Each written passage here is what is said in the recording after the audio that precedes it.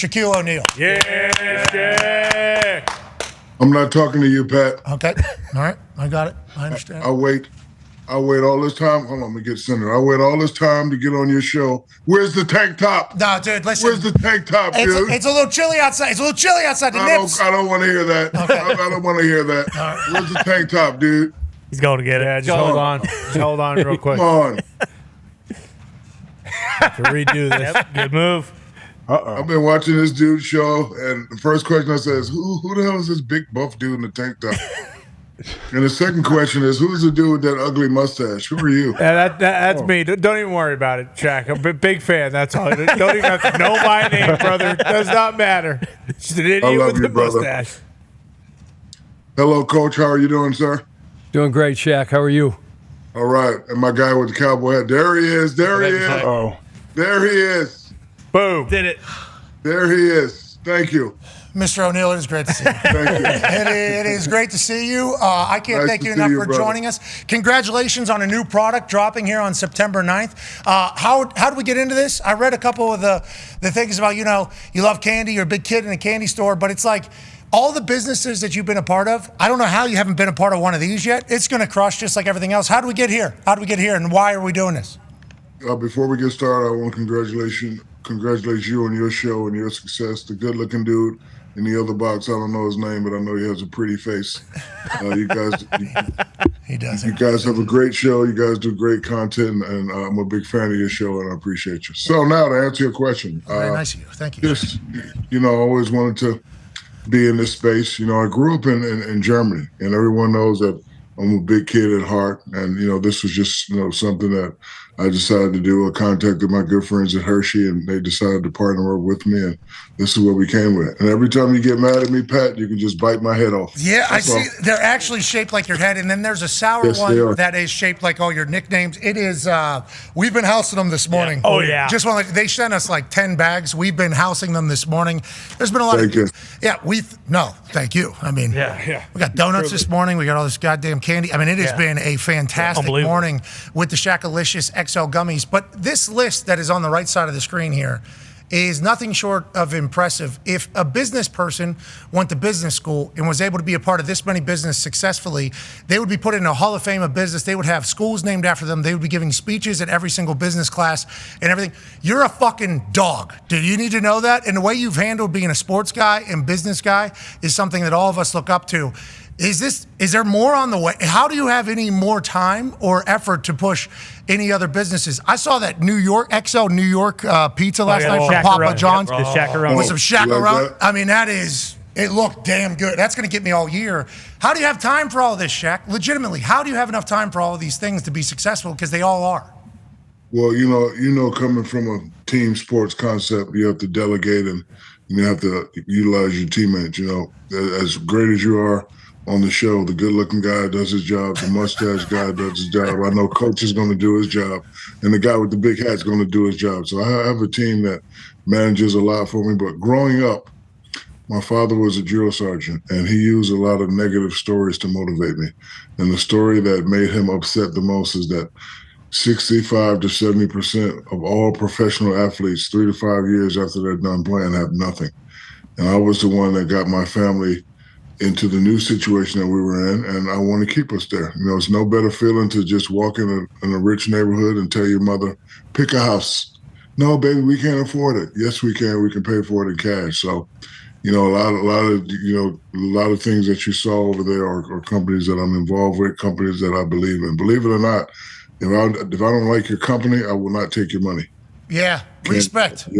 Yes, can't do it. So, to me, it's all about relationships and, just, doing the right thing. And I have, as well as you, we have younger children looking up to us. So we want to, show them that, you can play sports and you could also do other things, but you can still be successful. And you're not going to ask me a question? You're not going to ask me a question, supermodel face? No, he's next. But before we get to him, I just have to tell you, you're also not only showcasing young kids who can do sports and do business, you can also take care of people. The amount of people you fucking take care of just for no reason is admirable, and it inspires the shit out of me. Just want to let you know that. And keep doing it, Shaq. You crushed it. Now, to supermodel home plate face, AJ Hawk. Yes. Yes, Shaq. Yeah, I don't know if you might be the only person to say the supermodel face thing, so I appreciate you and you saying that. But I want to know about your whole business world with current players. We know a lot of basketball players get paid a ton of money now, and a lot of them, venturing into business. Do any of them reach out to you to try to figure out how they can get their foot in the door with these companies, how they can try to build a portfolio like yours? No. That's why I just try to do things and just try to set good examples. And, I'm a kid and, I said this a long time ago. I use jealousy to motivate me. So, for example, Luka's about to get the $100 million, right, Pat? Yes, sir. If I was him, I would just say, okay, just pay me $20 million this year and defer that $80 million. Just defer it till I'm done playing. Because you know that $80 million is not going to really be that $80 million after taxes. But I would say just pay me $20 million and the other $80 after taxes, just put it away. I don't want to see it till I'm 35. Like, those are the things that I would do if I was making this money now. But nobody has ever reached out. Everybody has their own individual way of how they make money and lose money and all that. But everyone knows that I'm an open door. Really? Okay. So what do you think it is? I'm a pretty talking person. You get it. You fucking get what I'm trying to say. So when I go into an NFL locker room and I see like Adam Vinatieri is the guy, I'm like, I'm going to go ask Adam Vinatieri a bunch of questions. Peyton Manning was in there. I'm going to go ask Peyton Manning a bunch of questions. And is there something you think that this next generation, like they don't think they look cool if they ask for us? Like, why do you think nobody has reached out to the Big Diesel? What are we even talking about here in this entire thing? I don't want to answer. I got all this from Magic Johnson.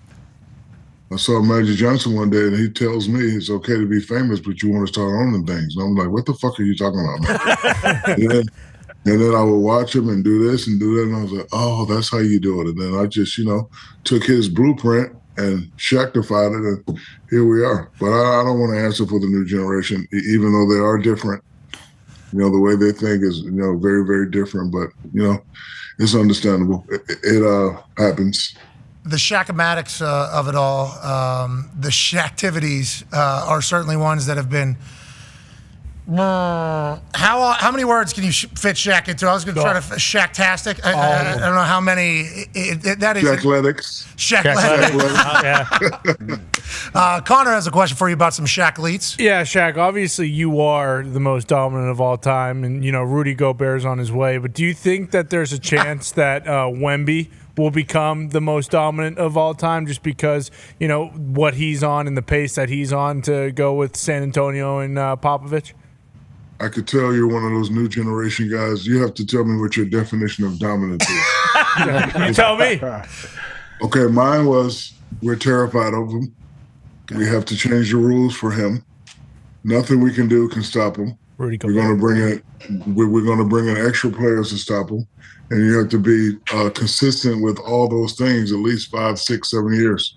Wemby is a great player, but I don't really think you can be dominant when you shoot jumpers a lot. I think if he was an inside player at 7'5", the answer would be yes. But when you shoot jumpers, you're always going to go up and down. Coach can tell you that. But he's a fine player. I wish him well, and I'm just glad after not being in the league so long to still have my name in that category. Well, people always talk about the GOAT. There's too many names in the GOAT. When you talk about the most dominant, there's only 1 or 2 players. And I wanted to pass Wilt Chamberlain up so bad because I was going to arrogantly say, I'm the most dominant motherfucker ever. I passed him up in championship. I passed him up in points. I don't want to hear another motherfucker's name. There's more points than me.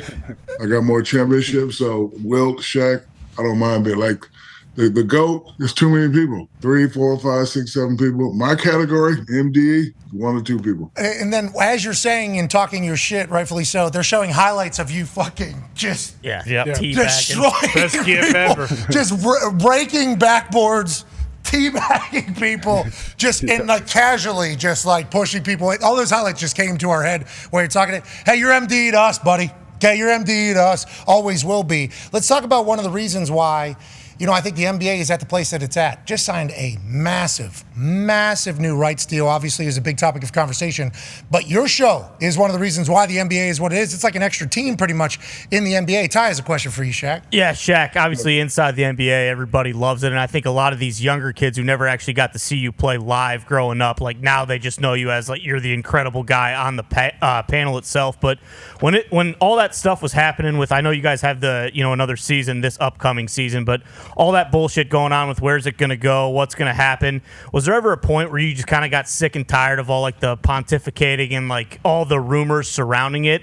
Or were you kind of thinking the whole time like, hey, in the end, everyone knows how great of a show this is, everyone knows how important this is to the NBA as a whole, and all this shit is going to get solved one way or the other? First of all, tough guy, I'm not answering that question until you spell pontificating. What the fuck does that even mean? Pontificating. He's got a big brain, that guy. Choose big lippers, big brain. No, so we have one more year left. So I am the consummate professional, so I'm not going to go left or go right. I just know we're going to do this year, and hopefully something can be arranged out to where the show continues. That's all I'm at liberty to say right now. Was I upset and frustrated? Not really, because as you guys know, when it's not in your control, it's really nothing you can do. So again, I'm going to just keep it professional. We got this one last year left. We're going to fucking make it the best show ever. We're going to give people memories, and we'll just take it from there. But I can't go left or can't right because I'm a consummate professional. My mother would be very upset. We can't wait to watch the show this next year. And I assume, as a businessman that you are, somebody's going to be able to just pick that thing. And the amount of money that show is going to get, you guys are going to get so much money. Okay, do you see how much money they're spending on live content, let alone like the greatest live content in the history?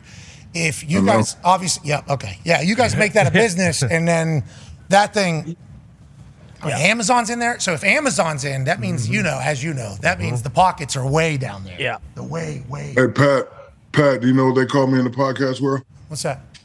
Shaq McAfee. Go get it all. Go, man. That's maybe my favorite thing I've ever heard in my entire life.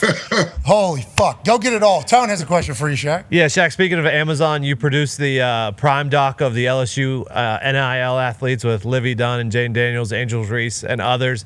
As a businessman and an athlete, how was that? And what's your takeaway just from NIL as a whole? It was very interesting. And again, it just made me go back to, God damn, I wish I was this age. and even with the NIL, like, I was having this conversation with my son. I was like, listen, you want to take the short money now, or you want to just work your ass off and get the long money at the end? Yeah. But I mean, because, at that age, you want to reach success. But when you reach success and money, you get to that point to where you get kind of lazy, and then you have to be knocked around again, and you have to have a special. See, why do you think there's only a small number of guys that make it to the NFL, NHL, MLB, NBA? Like, some guys reach that pinnacle of success and they just stop. Guys like me and Pat, we didn't stop. We kept it going. So you got a quarterback making $3 million a year. What's the motivation? Think about that. Like $3 million is a lot for an 18-year-old. What really is the motivation? So I've always been able to look at both sides. I've always said that colleges are the place of higher learning. Like me, I would probably only take one check, get my mother a house, pay it off. Everything else I would have to wait, and that would be my self-motivation to say, okay, if they're offering you $3 now, what'll happen if you're the number one pick? Yeah. How much can you get? Shaq, that's your mindset, though, since you're a kid, I assume. Like, you've just thought, what'd you say, what was the line, AJ? Where other people's thoughts... Their thought process, apexes, is where mine begins, I believe you said? Yeah, your thought process is starting at the climax of others', thoughts and everything like that. I got a $40,000 loan out in college to have a good time. I was on full scholarship to kick, got a loan out, and I was... People say out of control. I would say I was very much in control. 40,000. Damn, you was rich. I got a Pell Grant for $1,500. Had to buy a used Bronco 2 for $1,200. Hell yeah. And had 300 ones. And I used to walk around campus with this big knot like I was rich. Yeah, absolutely. Rubber band. Yeah, absolutely. You got to do that down at LSU, of course. But that was like a 37% interest rate on that loan that I got out. Yeah. So, yeah. But it was overnight, 2 a.m. I actually put the call in. Right. Call Sal Patty McAfee, hey, need you to approve this. Just sign off on this thing. If I don't make it to the NFL, I'm in debt like everybody else. If I make it to the NFL, we're signing this thing off immediately. My mom's like, that's a very high interest rate. It's like, fuck it. We're going to have a good time here. And I couldn't even imagine millions of dollars for 18-year-olds from some of the places. No. Like, legitimately, I could not fathom it. They got to be much more mature than I. Speaking of young guys in very, very pressure-packed situations, Chuck has a question for you, Shaq. Hey, Shaq, I looked at the computer today. I think the calendar, the NBA calendar gets ratcheted up towards the end of this month. I think September 24th is when things start to get going. What's the state of affairs down with the Lakers right now? J.J. Redick coming in there as the new head coach. How involved are you, if any, and how involved are you, and do they have you? Because what you've done is absolutely incredible, not only on the court, but off the court now as a businessman. You have so much to give to so many young people, the people that will listen. Do you have a chance to impact the people on the players on that roster and the young players, especially on that roster? The answer is no, Coach. That is the LeBron show. LeBron is in charge over there. Makes sense. I think, shame on me. I think personally, they're going to have a rough start. And what I mean by that, as a coach, it's all about respect. And, if I'm a guy that's played 7, 8 years and I'm getting a young coach who I think I was a better player than, it's going to be a level of, disrespect there. LeBron and AD will do a great job of keeping everybody in order. But, I always said that if you really respect your coach, you really go out there and play hard. I was fortunate to play for the Phil Jackson and the Pat Riley because I knew they knew what they were talking about, right? All the other coaches, no disrespect to them, like it was moments of time, like, I don't know if that'll work. But when Pat Riley says, okay, down by 1, you run this play, you run that fucking play. Because when I was a kid, I seen him win 5 in a row. I was playing against the Chicago Bulls when they swept us and they won 3 in a row. Then Mike left and came back and won 3 more. So when you get coaches like that, the antennas are already up. So my thought process is, will the antennas of the players be up when J.J. Redick talks? We don't know, but we shall see. They're calling him the next Pat, right? Isn't that he's got a lot of Pat? Stop it. No, stop it. That's what basketball, no, maybe not you, but basketball people are saying that. I'm just observing and reporting what they're saying. That's what I'm telling you. First of all, JJ's a nice guy. Pat Riley is the man. So imagine you come in and fucking J.J. Redick starts yelling at you. It's going to be a fucking fight in there. Players ain't going for all that yelling and all that screaming and all that extra running. Next, Pat Riley, my ass. Go Missoula.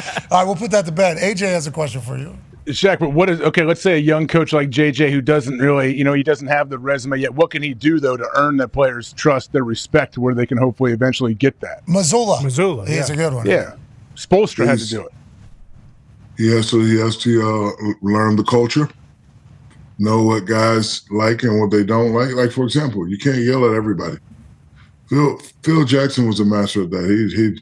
He'd bring us in, he'd interview us, but he was really trying to check out our psychological state. So, he would hand out these books. Like, you can't yell at certain players. So he's going to have to know each individual, their do's and their don'ts and what they can like. And if you get on their good side, they'll ride for him. But you get on the guy's bad side, that's going to make the job much harder. All right. Again, go ahead. No, I was going to say, I know you have to go. And, I'm excited to see if J.J. Redick can handle it. Listen, I like JJ. He's a good friend of mine. I hope he can. The Lakers, I wish they would have got younger. I can't wait to see LeBron and Bronny Jr. and all these guys. It's going to be very, very exciting, and I wish them nothing but the luck. It's going to be a great season. And go Cowboys! Okay, you believe or no? Yeah, I always believe. Ever since I was a kid, and I used to tell people that Too Tall Jones was my father.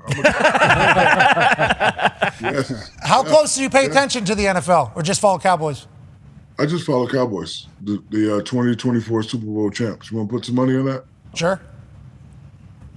I would. You do? Yeah, I would like to. How about percentage of this company? Yeah. Deal. The Shaqalicious XL gummies available September 9th nationwide, and they're actual pictures. They're actually his head. there actually is head. I don't know if you're going to dabble into the edible department with this particular design, but I hope you will. No, I am not. I am a role model. Stop it. Role model. It's medicine. It's medicine. Stop. It's medicine. I don't do that. Stop. Well, hey, appreciate. Here's to you. Cheers to your next business venture being a smashing success. And it is. Hey. It's a winner. Moist. Yeah. Good texture. Good flavor. Yeah. We had 1,000 of them earlier. We'll continue to do it. Ladies and gentlemen, icon Shaquille O'Neal. Thank you, buddy. Yeah. They're very good. Oh, yeah. Yeah. Fire. They're very good. They taste good. They have good texture. That's what it's about.